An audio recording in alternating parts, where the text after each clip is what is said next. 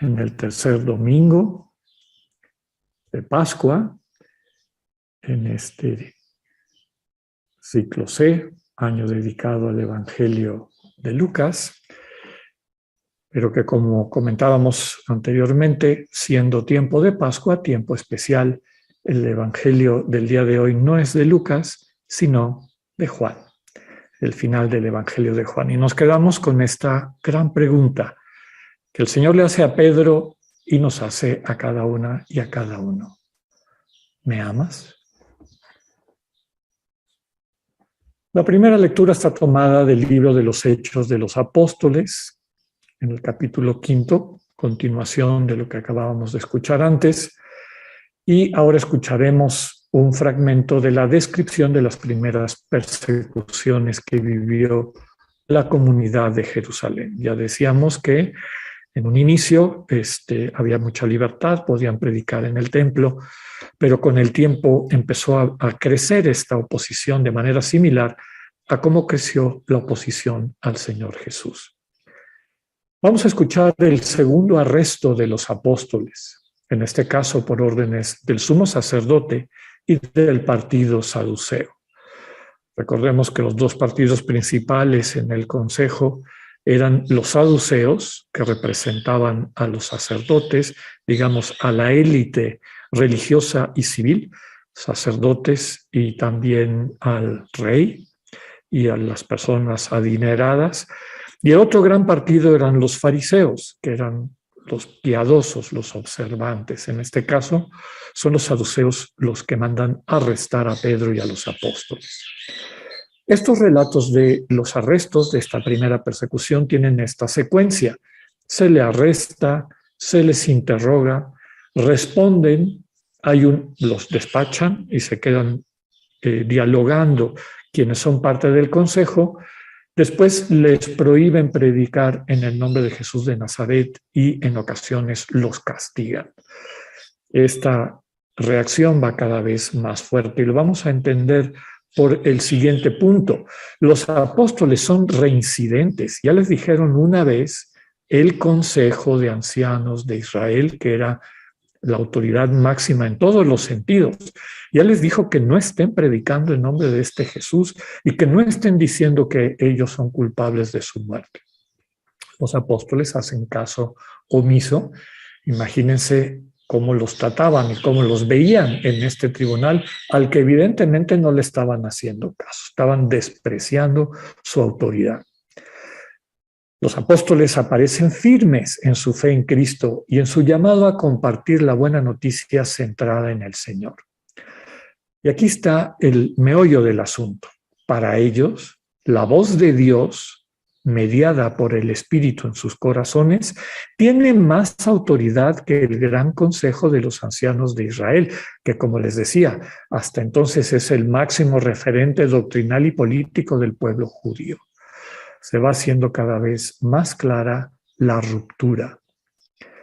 Y retomo las palabras de Pedro. Nosotros somos testigos de todo esto, y también lo es el Espíritu Santo, que Dios ha dado a quienes lo obedecen.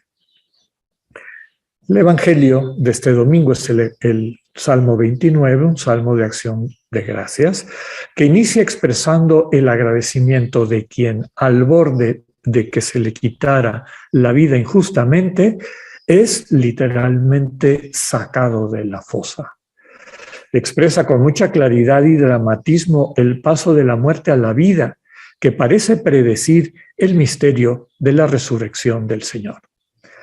La tristeza de un momento es sustituida por la alegría de la vida restablecida y planificada.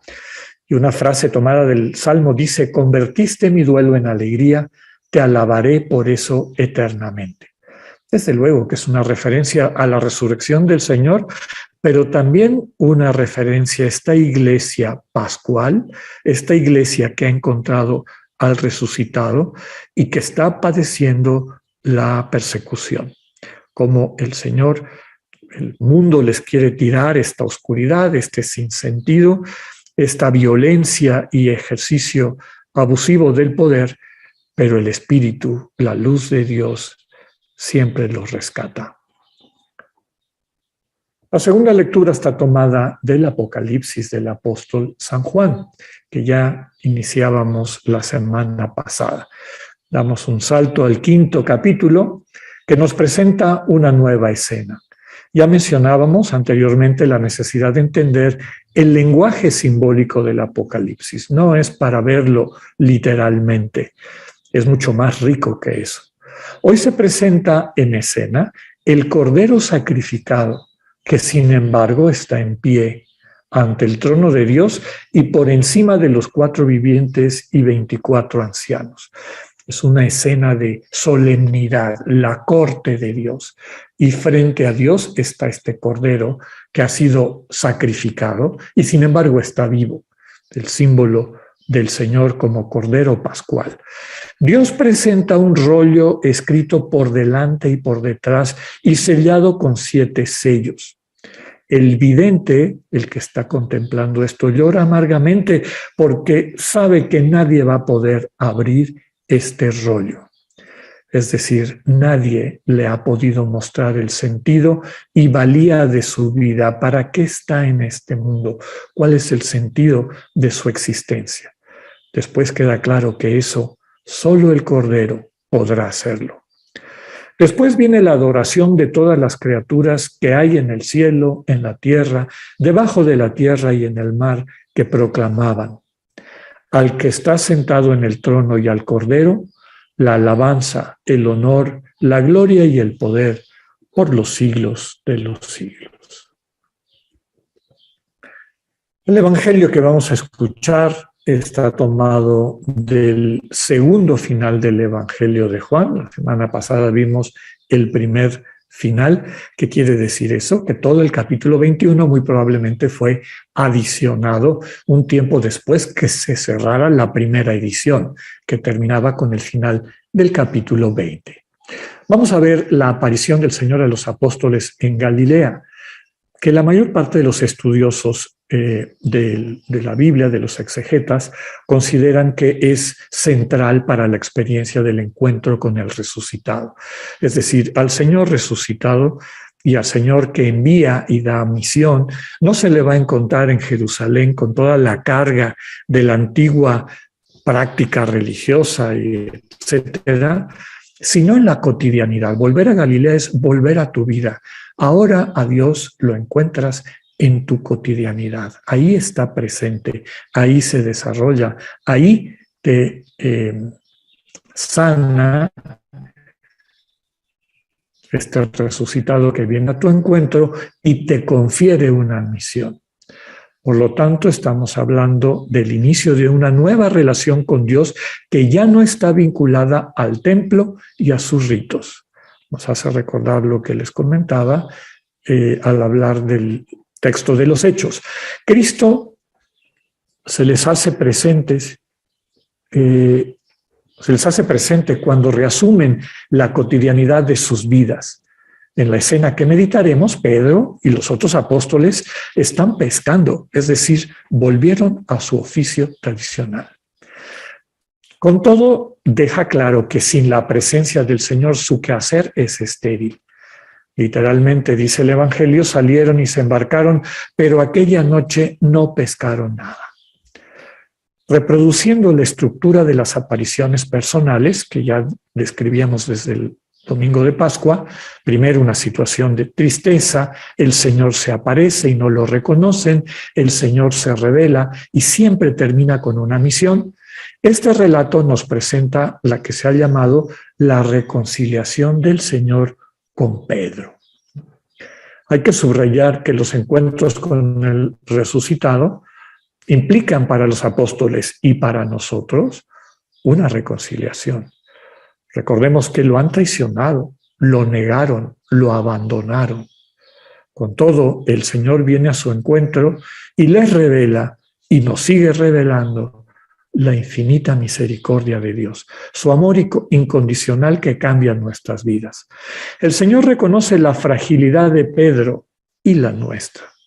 Le va haciendo una serie de preguntas concatenadas. ¿Me amas más que estos? Con este comparativo utiliza el verbo agape. Después disminuye, le dice, ¿me amas? Sin comparar con nosotros, pero sigue utilizando el verbo agape. Y finalmente se da un bajón fuerte, ya no le dice, ¿me amas? Sino, ¿me quieres? Utilizando el verbo griego filia, un amor, podríamos decir, de menor calidad. Con todo, después de cada una de las preguntas y la vacilante respuesta de Pedro, el Señor le confirma una misión. Apacienta a mis corderos, pastorea a mis ovejas, apacienta mis ovejas. La misión de Pedro será cuidar de sus hermanos y hermanas, asegurándose de que no les falte de comer y beber, así como protegerlos del peligro. La única manera de poder vivir este encargo se la muestra el Señor con una sola palabra, frase: sígueme. Las lecturas del día de hoy, recordemos desde la de los Hechos de los Apóstoles, el Salmo, también la lectura del Apocalipsis y ahora esta del Evangelio, nos apuntan la importancia del encuentro con el resucitado, el acercarnos a aquel que nos capacita para poder ser buena noticia, es decir, aquel que nos permite ser quienes somos. La mayor parte de nuestra vida perdemos el tiempo y perdemos los recursos, los dones, talentos que Dios nos ha dado en tonterías porque nos la pasamos actuando las expectativas de nuestro entorno. A veces desde pequeñitos, desde pequeñitas, ¿qué esperaba mamá de ti? Que muchas veces eran sus propias fragilidades y las cosas que, pues desde su propia experiencia, digamos, fragmentada de la vida, pues te proyectaba a ti. Y lo mismo papá, y lo mismo las personas que te rodeaban, las personas que te formaron, inclusive figuras religiosas y demás, ¿no? Vamos construyendo una especie de identidad nuestra que tiene mucho que ver con las expectativas. Y como nos consta, pues personas distintas esperan cosas distintas y algunas de esas cosas son contradictorias. Dios espera una sola cosa y esa es amar. Con todo, el amor se tiene que encarnar y el amor tiene características diferentes en cada una y cada uno. Ese es el centro de nuestra identidad. Cristo quiere que desde nuestra identidad, sostenidos por el amor de Él, que es el mismo, entregándose a cada una y a cada uno, podamos amar con nuestro estilo, con nuestra identidad, con esos dones que Dios nos ha dado y que nosotros vamos cultivando, mejorando, preparando para verlos convertidos en bendición para la gente que nos rodea. Ese es el único proyecto de Dios. Eso es lo que Dios espera de ti y de mí. No es sencillo, no es sencillo. El Evangelio del día de hoy nos presenta lo que le tocó vivir a Pedro, ¿no? ¿Qué imagen tendría Pedro de sí mismo? Pues ya lo vemos, era un hombre medio atrabancado, él tenía digamos, el carácter de liderazgo y demás, sentía que no debería equivocarse, tenía una serie de expectativas que le pesaban y que le llevaban a actuar muchas veces no desde el amor y la manera como Dios quería vivir en él y con él, sino desde estas imágenes, ¿no? Es claro, habrán ustedes pensado, habrán escuchado en alguna predicación previa, el paralelo entre las 3 negaciones de Pedro y las 3 preguntas de Jesús. El origen de esto es la última cena, cuando el Señor Jesús dice, uno de ustedes me va a traicionar. Y empiezan los discípulos a preguntarse quién será, a dudar, inclusive si pues en un arrebato de fragilidad o algo ellos pudiesen ser capaces de semejante cosa. Pero Pedro inmediatamente brinca como diciendo, estos te pueden negar, estos te pueden traicionar, pero yo estoy dispuesto a entregarme, a ir contigo hasta la cárcel y la muerte. Y el Señor le dice, Pedro, Pedro, antes de que cante el gallo, 2 veces me habrás negado 3. nuevamente este conflicto, esta dificultad. El Señor sana a Pedro en el relato del día de hoy. Le pregunta, primera pregunta comparativa, ¿me amas más que estos? Como recordándole, ¿te acuerdas de la última cena? ¿Y cómo te sentías? No te estoy culpando por eso, Pedro. Te estoy haciendo consciente de que ese no eres tú, de que esa actitud no es la de Dios. Pedro, ya ha crecido, ya se ha dado cuenta, le contesta al Señor con un verbo humilde. Le dice, no le contesta diciendo, sí te amo, Señor, sí te quiero.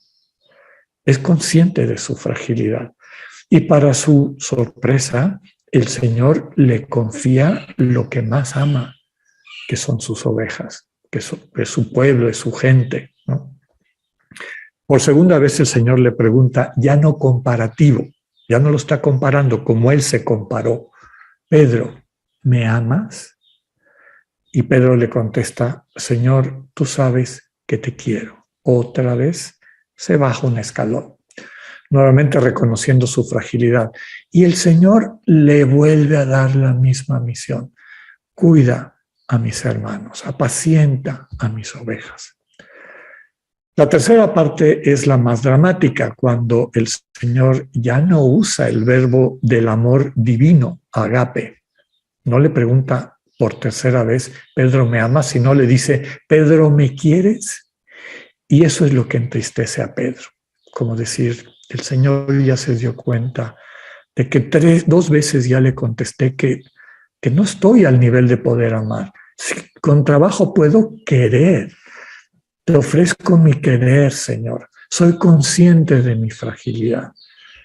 Pedro a lo mejor pensaría, se acabó el encargo. Cuando se dé cuenta de que yo no soy un hombre de amar, sino meramente de querer, pues ya no me va a confiar a los que más ama. Pero no es así. El Señor pone en sus manos a sus ovejas. Pone en sus manos lo que más ama, a cada uno y a cada una de sus hermanos y hermanas. Con todo, el Señor le da la clave y nos da la clave a nosotros para poder amar, para poder encarnar el amor de Dios en nuestra cotidianidad. Tenemos que seguirlo. Y esto no es en abstracto, no es, sí, yo sigo a Jesús, pero cuando nos levantamos de nuestra celebración eucarística, la vida y el entorno nos lleva por 40 lugares y a 40 cosas distintas. Amar a Jesús, seguir a Jesús, significa dedicarle tiempo.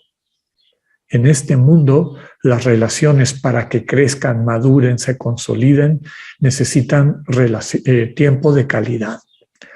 ¿Cuánto tiempo le dedicas al Señor? Si Pedro hubiera hecho una oración en la mañana, en el día de la última cena, si se hubiera abierto al Espíritu que aparece con tanta claridad en nuestra primera lectura, el Espíritu va guiando a los apóstoles que seguramente habían entrado en su interior para escuchar la voz de Dios, el Dios que les indicaba que tenían que hacer y que les capacitaba inclusive ante la autoridad del Supremo Consejo, percibir que no siempre el Supremo Consejo está abierto al Espíritu y descubrir que este Dios revelado en Cristo quiere una relación de persona a persona con cada uno y cada una de sus hijos e hijas. Todos los días dedicarle un tiempo al Señor con esa pregunta que hemos dicho muchas veces. ¿Cómo quieres, Señor, que amemos hoy? ¿Cómo quieres que nos gastemos, que utilicemos estas capacidades, esta forma propia de amar que cada uno y cada uno tiene en este día? ¿Y con quiénes? A quienes me invitas, a quienes me encomiendas. Si nosotros dejamos de seguir al Señor, vuelven todas estas voces que desde pequeños y pequeñas nos han estado llevando por caminos que no siempre son los de Dios. No te conviene esto, no hagas tal cosa. Y vemos que se reproducen en nuestra vida conductas que en vez de construir el amor, en vez de darle vida a los demás, se las destruyen y nos destruyen a nosotros mismos. Lo único que nos puede salvar de eso y capacitar para hacer buena noticia es la relación de amor con el Señor. Seguir a Cristo. Y seguir a Cristo significa dedicar un tiempo importante y de calidad a estar con Él y a aprender de Él. Que así sea.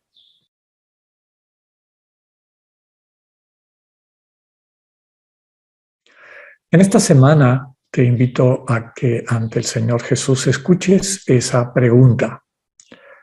¿Me amas? Y no tengas miedo de contestar.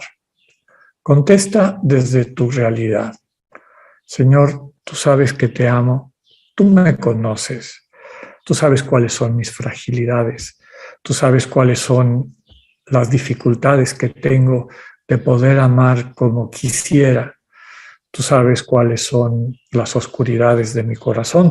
Tú sabes cuáles son las fracturas que tengo internas, las heridas que a veces me pesan mucho. Tú sabes también los eventos, situaciones concretas de la vida que me pesan y que parecen atarme e incapacitarme para amar. En esto pon lo concreto de tu vida. El mismo Espíritu es el que te va a ir indicando qué reconocer ante Cristo, qué poner ante Él. Y al final decirle, Señor, cuentas conmigo, cuentas con cuentas con esta, así como estoy, confiado en ti. Recordemos que lo que el Señor nos pide es una cosa nada más, seguirlo. Escucha de la a qué personas de manera concreta el Señor te envía a cuidar, a sanar, a nutrir, a bendecir. Que tengan una excelente semana. Que Dios se haga presente ahora y siempre en sus vidas.